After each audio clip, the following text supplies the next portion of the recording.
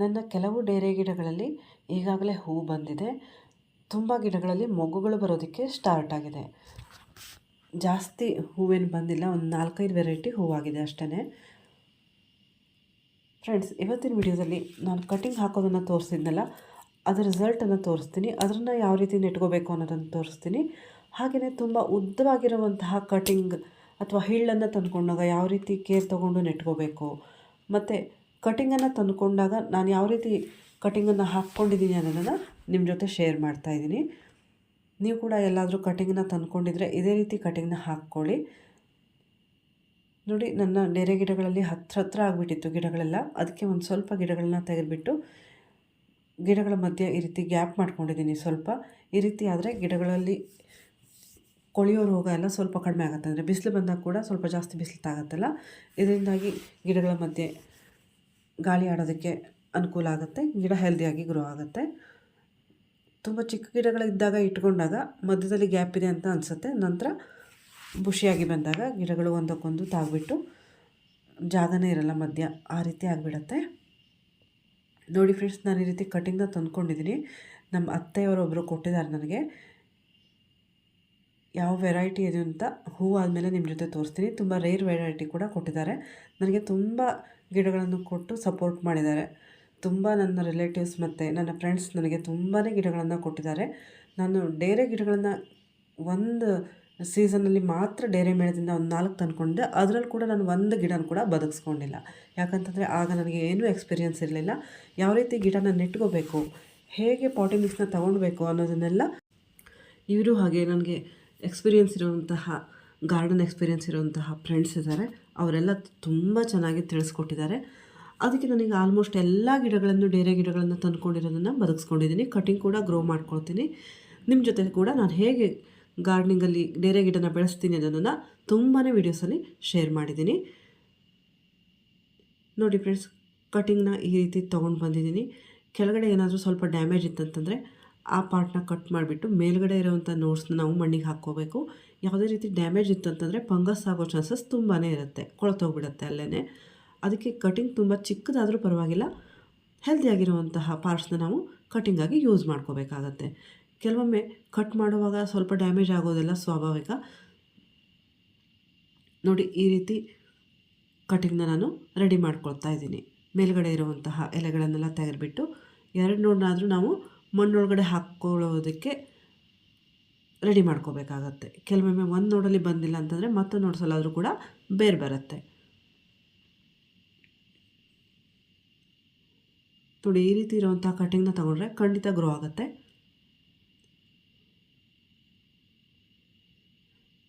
ಹಾಗೆಯೇ ನಮ್ಮ ಸಿರ್ಸಿ ಕಡೆ ಎಲ್ಲರ ಮನೇಲಿ ಕೂಡ ಡೇರೆ ಗಿಡಗಳಿರುತ್ತೆ.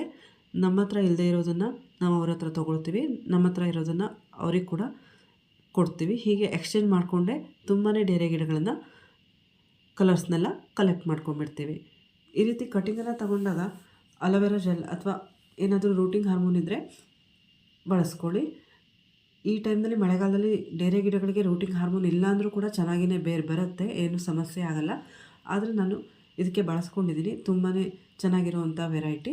ನಾವು ಮತ್ತೆ ಕೇಳೋದು ಅಷ್ಟೊಂದು ಚೆನ್ನಾಗಿರಲ್ಲ ಅಲ್ವಾ, ಕೊಡ್ತಾರೆ ಅಂತ ಕೇಳ್ತಾನೆ ಇದ್ದರೆ ಅಷ್ಟೊಂದು ಚೆನ್ನಾಗಿರಲ್ಲ. ಅದಕ್ಕೆ ಬೇರೆ ಕಡೆಯಿಂದ ತಂದಿರೋದಕ್ಕೆ ನಾನು ಈ ರೀತಿ ರೂಟಿಂಗ್ ಹಾರ್ಮೋನ್ನ ಯೂಸ್ ಮಾಡ್ಕೊಂಡಿದ್ದೀನಿ. ನನ್ನ ಹತ್ರನೇ ನಾನು ಮತ್ತೊಂದು ಗಿಡನ ರೆಡಿ ಮಾಡ್ಕೊತೀನಿ ಅಂತಾದರೆ ರೂಟಿಂಗ್ ಹಾರ್ಮೋನೆಲ್ಲ ಏನು ಯೂಸ್ ಮಾಡ್ಕೊಂಡಿಲ್ಲ. ಮತ್ತೊಂದು ಕಟಿಂಗ್ ನನ್ನ ಹತ್ರನೇ ಇರುತ್ತಲ್ಲ, ಆ ರೀತಿಯಾಗಿ ಗ್ರೋ ಮಾಡ್ಕೊಳ್ಬೋದು ಅಂತ. ನೋಡಿ, ಮರಳಲ್ಲೇ ನಾನು ಈ ಕಟಿಂಗ್ನ ಹಾಕ್ಕೊಳ್ತಾ ಇದ್ದೀನಿ. ಮರಳ ಜೊತೆ ಸ್ವಲ್ಪ ಮಣ್ಣು ಮಿಕ್ಸ್ ಇದೆ. 50% ಮರಳು ಮತ್ತು 50% ಮಣ್ಣನ್ನು ತೊಗೊಂಡಿದ್ದೀನಿ. ಕಟಿಂಗ್ ಹಾಕುವಾಗ ಯಾವುದೇ ರೀತಿ ಗೊಬ್ಬರನ ಹಾಕ್ಕೊಳ್ಳೋದಕ್ಕೆ ಹೋಗಬೇಡಿ. ಈ ರೀತಿಯಾಗಿ ಒಂದು ರೀತಿಯಾಗಿ ಕಟಿಂಗ್ನ ಹಾಕ್ಕೊಂಡಿದ್ದೀನಿ. ಈ ರೀತಿ ಚಿಕ್ಕ ಕವರ್ನಲ್ಲಿ ನಾವು ಕಟಿಂಗನ್ನು ಹಾಕ್ಕೊಂಡಾಗ ಬೇರೆ ಬಂದ ನಂತರ ಒಂದು 15 ಡೇಸ್ ನಂತರ ಮತ್ತೆ ರಿಪೋರ್ಟ್ ಮಾಡ್ಕೋಬೇಕಾಗತ್ತೆ. ರಿಪೋರ್ಟ್ ಮಾಡಿಕೊಳ್ಳದೇ ಇರೋದಕ್ಕೆ ಅಂದರೆ ಈ ಕಟಿಂಗ್ ಕವರ್ನಲ್ಲೇ ಗ್ರೋ ಆಗಬೇಕು ಈ ಕಟಿಂಗು ಅಂತಾದರೆ ಕೆಳಗಡೆ ಸ್ವಲ್ಪ ದೊಡ್ಡ ಕವರ್ನ ತೊಗೊಂಡ್ಬಿಟ್ಟು ಕೆಳಗಡೆ ಪಾಟಿಂಗ್ ಮಿಕ್ಸ್ನ ಹಾಕ್ಕೊಂಡು ಈ ಕಟಿಂಗ್ ಹಾಕ್ತೀವಲ್ಲ ಆ ಪಾರ್ಟ್ಸಿಗಷ್ಟೇ ಮರಳನ್ನು ಯೂಸ್ ಮಾಡಿಬಿಟ್ಟು ಈ ರೀತಿ ನೆಟ್ಕೊಳ್ಳಿ. ಹೀಗೆ ಕವರ್ನ ತೊಗೊಂಡ್ರೆ ನಾವು ಮತ್ತು ಈ ವರ್ಷ ರಿಪೋರ್ಟ್ ಮಾಡುವಂಥ ಅವಶ್ಯಕತೆ ಇರಲ್ಲ. ಮೇಲ್ಗಡೆಯಿಂದ ಸ್ವಲ್ಪ ಗೊಬ್ಬರನ ಹಾಕಿಬಿಟ್ಟು ಒಂದು 15 ಡೇಸ್ ನಂತರ ನಮ್ಗೆ ಗೊತ್ತಾಗುತ್ತೆ, ಚಿಗುರು ಬರೋದಕ್ಕೆ ಸ್ಟಾರ್ಟ್ ಆಗುತ್ತಲ್ಲ, ಆಗ ಬೇರು ಬಂದಿದೆ ಅಂತ ಗೊತ್ತಾಗುತ್ತೆ. ಆಗ ಸ್ವಲ್ಪ ಗೊಬ್ಬರನ ಹಾಕಿಬಿಟ್ಟು ಕೇರ್ ಮಾಡಿಕೊಂಡ್ರೆ ಗಿಡ ಇದರಲ್ಲೇ ಚೆನ್ನಾಗಿ ಗ್ರೋ ಆಗಿ ಬಲ್ಬಾಗುತ್ತೆ. ಹೂ ಕೂಡ ಈ ವರ್ಷವೇ ಸಿಗುತ್ತೆ ನಮಗೆ. ನೋಡಿ ಈ ರೀತಿ ನೆಟ್ಕೊಂಡಿದ್ದೀನಿ. ಹೀಗೆ ನೆಟ್ಟಿರುವಂಥ ಕಟಿಂಗ್ನ ನಾನು ಮಳೆಯಲ್ಲಿ ಇಟ್ಕೊಂಡಿಲ್ಲ, ಯಾಕಂತಂದರೆ ಕೆಲವೊಮ್ಮೆ ಮಳೆ ಇರುತ್ತೆ, ಕೆಲವೊಮ್ಮೆ ಬಿಸಿಲಿರುತ್ತೆ, ಬಾಡಿ ಹೋಗುತ್ತೆ ಅಂತ. ಹಾಗೆ ತುಂಬ ದೊಡ್ಡದಾಗಿರುವಂತಹ ಕಟಿಂಗ್ನ ಕೊಟ್ಟಿದ್ದಾರೆ ಅಂತ ಹೇಳಿದ್ನಲ್ಲ, ಅದನ್ನು ನೆಟ್ಕೊಳ್ಳೋದಕ್ಕೆ ನಾನು ದೊಡ್ಡ ಕವರ್ನೇ ತೊಗೊಂಡಿದ್ದೀನಿ. ತುಂಬ ಚೆನ್ನಾಗಿ ಬೇರು ಕೂಡ ಇತ್ತು. ಅದಕ್ಕೆ ಅಕ್ಕಿ ಚೀಲನ ಯೂಸ್ ಮಾಡ್ಕೊಂಡಿದ್ದೀನಿ. ಅಕ್ಕಿ ಚೀಲನ ಯಾವ ರೀತಿ ರೆಡಿ ಮಾಡ್ಕೊಳ್ಬೇಕು ಡೇರೆ ಗಿಡನ ನೆಟ್ಕೊಳ್ಳೋದಕ್ಕೆ, ಯಾವ ರೀತಿ ರೆಡಿ ಮಾಡಿಕೊಂಡ್ರೆ 2ರಿಂದ 3 ವರ್ಷ ಬರುತ್ತೆ ಅಕ್ಕಿ ಚೀಲ ಕೂಡ ಅನ್ನೋದನ್ನು ಆಲ್ರೆಡಿ ನನ್ನ ವೀಡಿಯೋದಲ್ಲಿ ನಾನು ಶೇರ್ ಮಾಡಿದ್ದೀನಿ. ವೀಡಿಯೋ ಲಿಂಕನ್ನು ಎಂಡ್ ಕಾರ್ಡಲ್ಲಿ ಹಾಕಿರ್ತೀನಿ, ಯಾರಾದರೂ ಬೇಕಾದರೆ ಚೆಕ್ ಮಾಡ್ಕೋಬೋದು. ನೋಡಿ ಈ ಕವರ್ಗೆ ನಾನು ಕೆಳಗಡೆ ಅಡಿಕೆ ಸಿಪ್ಪೆನ ಹಾಕ್ಕೊಂಡಿದ್ದೀನಿ. ತರಗಲೇನು ಬೇಕಾದರೂ ಯೂಸ್ ಮಾಡ್ಕೋಬೋದು. ಹೀಗೆ ಮಾಡೋದ್ರಿಂದ ಪಾಟಿಂಗ್ ಮಿಕ್ಸ್ ಹಗುರವಾಗಿ ಚೆನ್ನಾಗಿ ಬರುತ್ತೆ. ನೋಡಿ ಮೇಲ್ಗಡೆ ಹುಡಿಯಾಗಿರುವಂತಹ ಮಣ್ಣನ್ನು ತೊಗೊಂಡಿದ್ದೀನಿ. ಇದಕ್ಕೆ ಯಾವುದೇ ರೀತಿ ಮರಳನ್ನೆಲ್ಲ ಏನು ಮಿಕ್ಸ್ ಮಾಡ್ತಾ ಇಲ್ಲ. ನೀರು ಚೆನ್ನಾಗಿ ಜಾರು ಹೋಗುವಂಥ ಮಣ್ಣನ್ನು ನಾವು ಯೂಸ್ ಮಾಡ್ಕೋಬೇಕಾಗತ್ತೆ. ಅಂಟಂಟಾಗಿರುವಂತಹ ಮಣ್ಣಲ್ಲಿ ಯಾವುದೇ ಗಿಡ ನೆಟ್ಟರೂ ಕೂಡ ಚೆನ್ನಾಗಿ ಬರಲ್ಲ. ಅರ್ಧಕ್ಕಿಂತ ಜಾಸ್ತಿ ಪ್ರಮಾಣದಲ್ಲಿ ಕವರ್ನ ನಾನು ಫಿಲ್ ಮಾಡ್ಕೊಂಡಿದ್ದೀನಿ ಪಾಟಿಂಗ್ ಮಿಕ್ಸ್ ಮತ್ತು ಅಡಿಕೆ ಸಿಪ್ಪೆಯಿಂದ. ನಂತರ ಗಿಡನ ನೆಟ್ಕೊಳ್ತೀನಿ. ನೋಡಿ ತುಂಬ ದೊಡ್ಡ ಗಿಡ ಆಗಿರೋದ್ರಿಂದ ಇದಕ್ಕೆ ನಾವು ಡೈರೆಕ್ಟಾಗಿ ಮಣ್ಣಲ್ಲಿ ಕೂಡ ಹಾಕ್ಕೋಬೋದು. ನಾನು ಈ ಕಟಿಂಗ್ ಹಾಕೋವಂಥ ಜಾಗಕ್ಕೆ ಅಂದರೆ 2ರಿಂದ 3 ಇಂಚ್ ಜಾಗಕ್ಕೆ ಮರಳನ್ನು ಕೂಡ ಸೇರಿಸ್ಕೊಂಡಿದ್ದೀನಿ. ಬೇರು ಚೆನ್ನಾಗಿ ಬರಲಿ ಮತ್ತು ಕಟಿಂಗ್ ಯಾವುದೇ ರೀತಿ ಕೊಳಿದೇ ಇರಲಿ ಅಂತ ಪ್ರಿಕಾಷನ್ನ ತೊಗೊಂಡಿದ್ದೀನಿ. ಡೈರೆಕ್ಟಾಗಿ ಮಣ್ಣಲ್ಲಿ ಕೂಡ ನೆಟ್ಕೋಬೋದು, ಏನೂ ಸಮಸ್ಯೆ ಆಗಲ್ಲ ಡೇರೆ ಗಿಡಗಳಿಗೆ. ನೋಡಿ ಈ ರೀತಿಯಾಗಿ ನೆಟ್ಕೋಬೇಕಾಗತ್ತೆ. 2ರಿಂದ 3 ಇಂಚು ಮಣ್ಣಿಂದ ಕವರ್ ಮಾಡಿಕೊಂಡ್ರೆ ಸಾಕು. ಡೇರೆ ಗಿಡಗಳ ಕಾಂಡಗಳು ಅಷ್ಟೊಂದು ಬಲಿಷ್ಠವಾಗಿರಲ್ಲ. ಇಷ್ಟೊಂದು ಎತ್ತರ ಕಟಿಂಗ್ನ ಹಾಕ್ಕೊಂಡಾಗ ನಾವು ಈಗಲೇ ಸ್ಟಿಕ್ ಹಾಕಿಬಿಟ್ಟು ಬ್ಯಾಂಡ್ ಮಾಡ್ಕೋಬೇಕಾಗತ್ತೆ. ಆಗ ತುಂಬ ಚೆನ್ನಾಗಿ ಗ್ರೋ ಆಗುತ್ತೆ. ಇದು ಕೂಡ ಒಂದು ಟಿಪ್ ಅಂತಲೇ ಯೂಸ್ ಮಾಡ್ಕೊಳ್ಳಿ ಫ್ರೆಂಡ್ಸ್. ಸ್ವಲ್ಪ ಕೌಡಂಗ್ ಕಾಂಪೋಸ್ಟ್ನ ನಾನು ಮೇಲ್ಗಡೆಯಿಂದ ಹಾಕ್ಕೊಂಡಿದ್ದೀನಿ. ಅಷ್ಟೊಂದು ಪಾಟಿಂಗ್ ಮಿಕ್ಸಲ್ಲಿ ಕೌಡಂಗ್ ಕಾಂಪೋಸ್ಟ್ ಆಗಲಿ ಏನೇ ಕಾಂಪೋಸ್ಟ್ ಆಗಲಿ ಆ್ಯಡ್ ಮಾಡ್ಕೊಂಡಿರಲಿಲ್ಲ ನಾನು, ಅದಕ್ಕೆ ಹಾಕ್ಕೊಂಡಿದ್ದೀನಿ. ಪಾಟಿಂಗ್ ಮಿಕ್ಸಲ್ಲೇ ಕಾಂಪೋಸ್ಟ್ನ ಆ್ಯಡ್ ಮಾಡ್ಕೊಂಡಿದ್ದೀರಾ ಅಂತಾದರೆ ಓಕೆ. ಯಾವ ರೀತಿ ಪಾಟಿಂಗ್ ಮಿಕ್ಸ್ನ ತೊಗೊಳ್ಬೇಕು ಅನ್ನೋದನ್ನು ನಾನು ಆಲ್ರೆಡಿ ಶೇರ್ ಮಾಡಿದ್ದೀನಿ ಡೇರೆ ಗಿಡಗಳಿಗೆ. ಮತ್ತು ಮೇಲ್ಗಡೆಯಿಂದ ಮಣ್ಣನ್ನು ಕವರ್ ಮಾಡ್ಕೊಳ್ತಾ ಇದ್ದೀನಿ ಒಂದು ಸ್ವಲ್ಪ. ಈ ಸ್ಟಿಕ್ ಕೊಡೋದ್ರಿಂದ ಗಿಡಗಳು ಚೆನ್ನಾಗಿ ಅಂದರೆ ಆ ಕಡೆ ಈ ಕಡೆ ಅಲ್ಲಾಡಲ್ಲ. ಇದರಿಂದಾಗಿ ಬೇರು ತುಂಬ ಚೆನ್ನಾಗಿ ಬರುತ್ತೆ. ಅದಕ್ಕೆ ನಾವು ಎತ್ತರ ಗಿಡಗಳಿಗೆ ಸ್ಟಿಕ್ ಕೊಟ್ಕೊಳ್ಳೋದು ತುಂಬಾ ಇಂಪಾರ್ಟೆಂಟ್ ಆಗುತ್ತೆ. ಅಂದರೆ ತುಂಬ ಚಿಕ್ಕ ಗಿಡಗಳಿತ್ತು ಅಂದರೂ ಕೂಡ ತುಂಬ ಚಿಕ್ಕ ಸ್ಟಿಕ್ನ ಕೊಟ್ಕೋಬೇಕಾಗತ್ತೆ.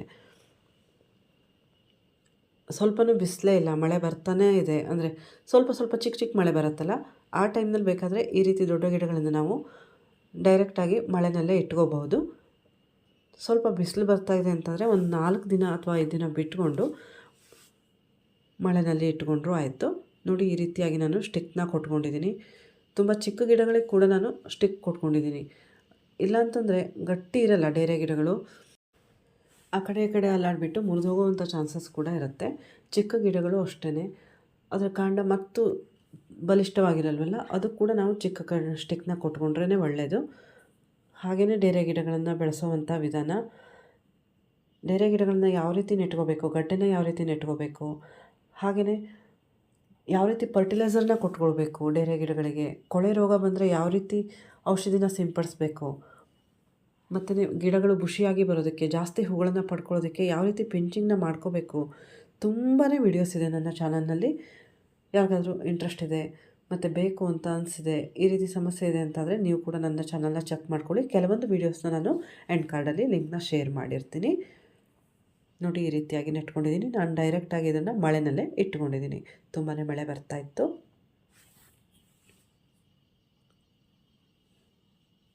ಹಾಗೆ ಎಲ್ಲ ಆದ ನಂತರ ಒಂದು ಸ್ವಲ್ಪ ಅಡಿಕೆ ಸಿಪ್ಪೆನ ಇದಕ್ಕೆ ಮೇಲ್ಗಡೆಯಿಂದ ಕವರ್ ಮಾಡಿದ್ದೀನಿ, ಗಿಡಕ್ಕೆ ಮಣ್ಣೆಲ್ಲ ಸೇರದೇ ಇರಲಿ, ಕಾಂಡಕ್ಕೆ ಎಲೆಗಳಿಗೆಲ್ಲ ಅಂತ. ಇವೆಲ್ಲ ಡೇರೆ ಮೇಳದಿಂದ ತಂದಿರುವಂತಹ ಗಿಡಗಳು.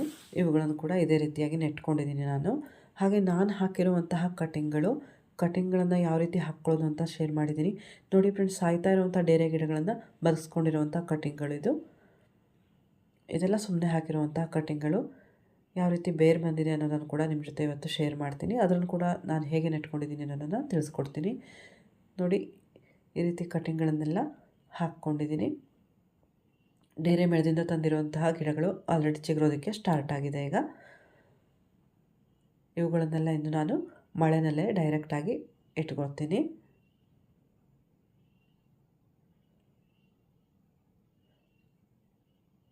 ನೋಡಿ ಫ್ರೆಂಡ್ಸ್, ಇವೆಲ್ಲ ಡೈರಿ ಮೇಳದಿಂದ ತಂದಿದ್ದು. ನೋಡಿ ಕಟಿಂಗ್ ಹಾಕಿರುವಂಥದ್ದು ಎಷ್ಟು ಚೆನ್ನಾಗಿ ಬೇರು ಬಂದಿದೆ ಅಂತ. 10 ಡೇಸಲ್ಲೆಲ್ಲ ಬೇರು ಬಂದುಬಿಡುತ್ತೆ. 8 ಅಂದರೆ 8 ದಿವಸ ಕೂಡ ಬೇರು ಬಂದಿದ್ದಿದೆ. ತುಂಬ ಬೇಗ ಮಳೆಗಾಲದಲ್ಲಿ ಡೇರೆ ಗಿಡಗಳು ಅಂದರೆ ಸಾಫ್ಟ್ ಟೈಮ್ ಅಲ್ವಾ, ಅದಕ್ಕೆ ಬೇಗ ಬೇರು ಬರುತ್ತೆ. ನೋಡಿ ಎಷ್ಟು ಚೆನ್ನಾಗಿ ಬೇರು ಬಂದಿದೆ ಅಂತ.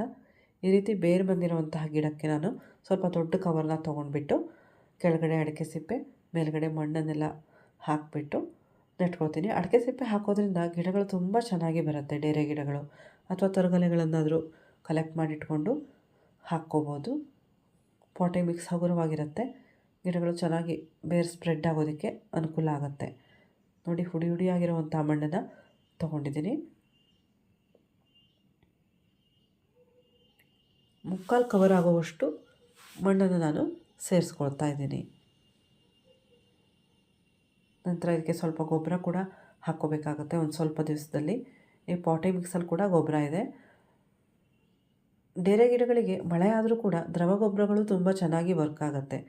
ನೋಡಿ ಅಡಿಕೆ ಸಿಪ್ಪೆ ಜೊತೆಗೆ ಸ್ವಲ್ಪ ಮರಳನ್ನ ಸೇರಿಸ್ಕೊಂಡು ಈ ರೀತಿ ಹಾಕ್ಕೊಂಡಿದ್ದೀನಿ ಮೇಲ್ಗಡೆ. ಅಂದರೆ ಈಗ ನಾನು ಗಿಡನ ನೆಟ್ಕೋತೀನಲ್ಲ, ತುಂಬ ಚಿಕ್ಕ ಗಿಡ ಆಗಿರೋದ್ರಿಂದ ಈ ರೀತಿ ಹಾಕ್ಕೊಂಡಿದ್ದೀನಿ. ಅಡಿಕೆ ಸಿಪ್ಪಿನಲ್ಲಿ ಡೇರೆ ಗಿಡಗಳ ಬೇರುಗಳು ತುಂಬ ಚೆನ್ನಾಗಿ ಸ್ಪ್ರೆಡ್ ಆಗುತ್ತೆ. ಇದು ಸಿಕ್ಕಿಲ್ಲ ಅಂತಂದರೂ ಮರಳನ್ನು ಕೂಡ ಯೂಸ್ ಮಾಡ್ಕೊಳ್ಳಿ, ಇಲ್ಲ ಡೈರೆಕ್ಟಾಗಿ ಮಣ್ಣಲ್ಲಿ ಕೂಡ ಈ ರೀತಿಯಾಗಿ ಗಿಡನ ನೆಟ್ಕೋಬೋದು. ಕಟಿಂಗ್ಗಳನ್ನು ಹಾಕ್ಕೊಂಡಿರೋದಷ್ಟೇ ತೋರಿಸಿರ್ತೀನಿ, ಕೆಲವೊಮ್ಮೆ ಗ್ರೋ ಆಗಿರೋದನ್ನು ತೋರಿಸೋದಕ್ಕೆ ಆಗಿರಲ್ಲ. ಅದಕ್ಕೆ ಇವತ್ತಿನ ವಿಡಿಯೋದಲ್ಲಿ ಇದನ್ನು ಶೇರ್ ಮಾಡಿದ್ದೀನಿ, ಗಿಡನ ಯಾವ ರೀತಿ ನೆಟ್ಕೋಬೇಕು ಅನ್ನೋದನ್ನು ಕೂಡ. ಯಾಕಂತಂದರೆ ಕಟಿಂಗ್ ಹಾಕಿಬಿಡ್ತಾರೆ ಮತ್ತು ರಿಸಲ್ಟೇ ತೋರಿಸಲ್ಲ, ಕಟಿಂಗ್ ಗ್ರೋ ಆಗಿದೆಯೋ ಇಲ್ವೋ ಅಂತ ಕನ್ಫ್ಯೂಷನ್ ಇರುತ್ತೆ ಕೆಲವಷ್ಟು ಜನಕ್ಕೆ. ಅದಕ್ಕೇ ಇದನ್ನು ಶೇರ್ ಮಾಡ್ತಾ ಇರುವಂಥದ್ದು. ನೀವು ಕೂಡ ನಿಮ್ಮ ಹತ್ರ ಇರುವಂತಹ ಡೇರೆ ಗಿಡಗಳನ್ನ ಕಟಿಂಗಿಂದ ಮತ್ತೆ ಗ್ರೋ ಮಾಡ್ಕೊಳ್ಳಿ. ಯಾಕಂತಂದರೆ ಯಾವಾಗ ಏನಾಗುತ್ತೆ ಗಿಡಗಳು ಅಂತ ಹೇಳೋಕ್ಕಾಗಲ್ಲ. ಒಂದೇ ಗಿಡ ಇತ್ತು ಅಂತಂದರೆ ಈ ರೀತಿ ಕಟಿಂಗ್ ಹಾಕಿ ನಾವು ಗ್ರೋ ಮಾಡ್ಕೋಬೋದು. ಈ ವಿಡಿಯೋದಲ್ಲಿ ನಾನು ದೊಡ್ಡ ಕಟಿಂಗ್ನ ಯಾವ ರೀತಿ ನೆಟ್ಕೊಳ್ಳೋದು, ಚಿಕ್ಕ ಕಟಿಂಗ್ನ ಯಾವ ರೀತಿ ನೆಟ್ಕೊಳ್ಳೋದು, ಹಾಗೆ ಕಟಿಂಗ್ ಹಾಕೋ ವಿಧಾನ 3 ಕೂಡ ನಿಮ್ಮ ಜೊತೆ ಶೇರ್ ಮಾಡಿದ್ದೀನಿ. ಈ ವಿಡಿಯೋ ನಿಮಗೆಲ್ಲ ಇಷ್ಟ ಆಯಿತು ಅಂತ ಅಂದ್ಕೋತೀನಿ. ಇಷ್ಟ ಆದರೆ ದಯವಿಟ್ಟು ಒಂದು ಲೈಕ್ ಮಾಡೋದನ್ನು ಮರಿಬೇಡಿ. ನಿಮ್ಮ ಒಂದೊಂದು ಲೈಕ್ ಕೂಡ ನನಗೆ ಮುಂದಿನ ವಿಡಿಯೋಗಳನ್ನು ಮಾಡೋದಕ್ಕೆ ಪ್ರೋತ್ಸಾಹ ನೀಡುತ್ತೆ. ಯಾರಾದರೂ ಹೊಸಬರು ಚಾನಲ್ನ ವಿಸಿಟ್ ಮಾಡಿದ್ದಿದ್ರೆ ದಯವಿಟ್ಟು ಚಾನಲ್ನ ಸಬ್ಸ್ಕ್ರೈಬ್ ಮಾಡಿಕೊಂಡು ನನಗೆ ಸಪೋರ್ಟ್ ಮಾಡಿ. ವಿಡಿಯೋನ ನೋಡಿದ್ದಕ್ಕೆ ಧನ್ಯವಾದಗಳು. Thank you for watching. Happy gardening.